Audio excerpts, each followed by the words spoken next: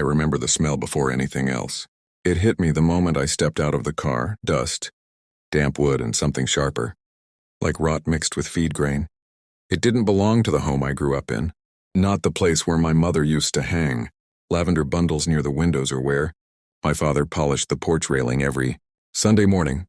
I stood there, keys still in my hand, staring at what used to be our house. "I thought you said they still lived here," Emily said softly beside me. Her voice was careful, like she was stepping around something fragile. "They do," I replied, though my voice didn't sound certain anymore. The paint was peeling. The porch sagged. One of the windows was covered with plastic instead of glass. I felt something twist deep in my chest, something heavy and uncomfortable. This wasn't right. I hadn't been back in 6 years. 6 years of building a life, chasing success, telling myself I'd come back soon. 6 years of missed calls, short conversations, and promises I never quite kept. And now I stood here, successful, wealthy, with a wife who had never known struggle, and something felt very wrong. Emily placed a hand on my arm. "Marcus, are you okay?" "I don't know," I admitted. We walked toward the house, each step heavier than the last. The front door was slightly open. I pushed it gently, and it creaked like it was protesting my return. "Mom?" I called out. Silence. The inside was worse. The furniture was gone. Not rearranged, gone. The walls were bare. Dust coated everything like time had just stopped. My heart started pounding. "Dad?"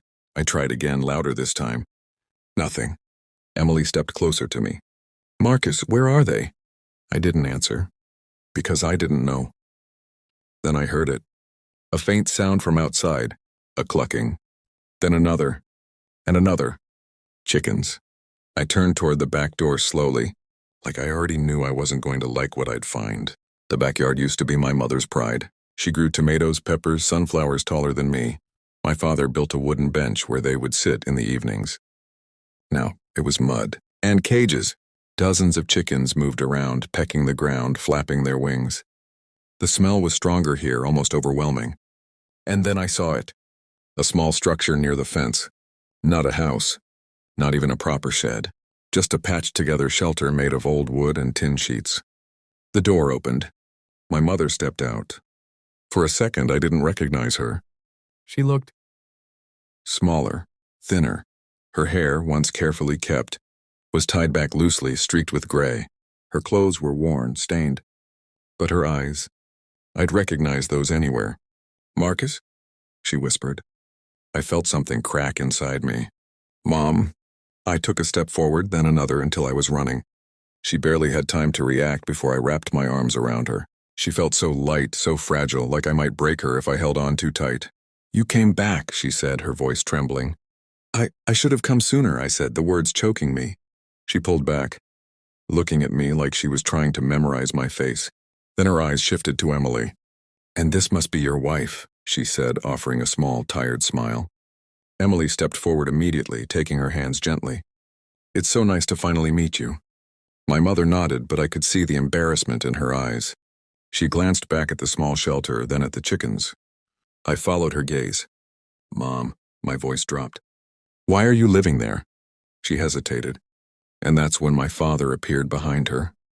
He looked older than I remembered. Much older. His shoulders were hunched, his face lined with exhaustion. But he still stood straight enough to meet my eyes. "Son," he said quietly. I swallowed hard. "Dad, what is this?" There was a long silence. Finally, he exhaled. "We lost the house." The words didn't make sense at first. "What do you mean, lost it?" He looked away. My mother's grip tightened around her own hands. "After you left," she began, her voice soft, "your father's business started struggling. Then the medical bills came." "What medical bills?" I asked sharply. She didn't answer. I looked at my father. "What medical bills?" He hesitated, then finally said, "Your mother got sick. A few years ago."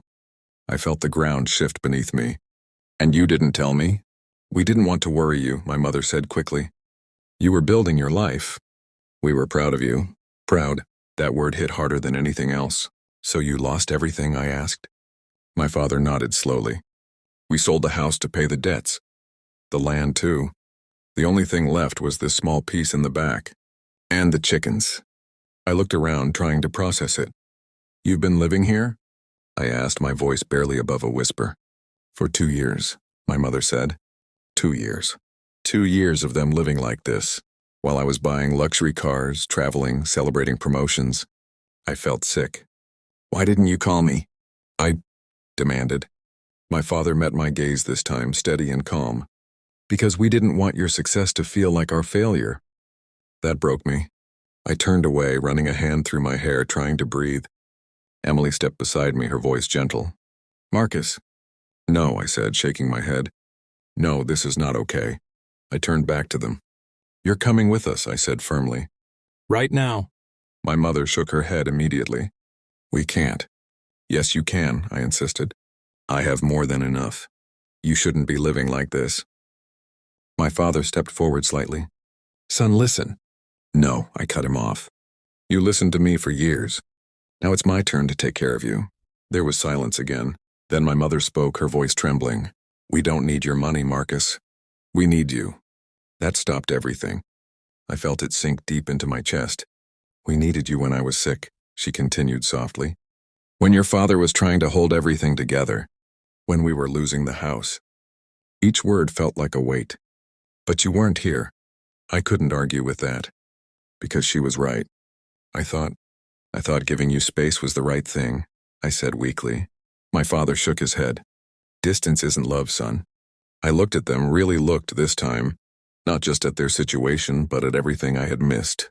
Every moment I chose ambition over presence. Every call I cut short. Every visit I postponed. And suddenly all my success felt empty. "I'm sorry," I said, my voice breaking. "I'm so sorry." My mother stepped forward, placing a hand on my cheek. "We know you are," she said gently. I closed my eyes, leaning into her touch. "I can't change the past," I whispered. "But I can change what happens next." I opened my eyes and looked at both of them. "You're not staying here anymore. Not because of money, but because I'm not leaving again." They exchanged a glance. Emily stepped forward then, her voice calm but firm. "We're not asking you to depend on us," she said. "We're asking to be a family." My father studied her for a moment, then looked back at me.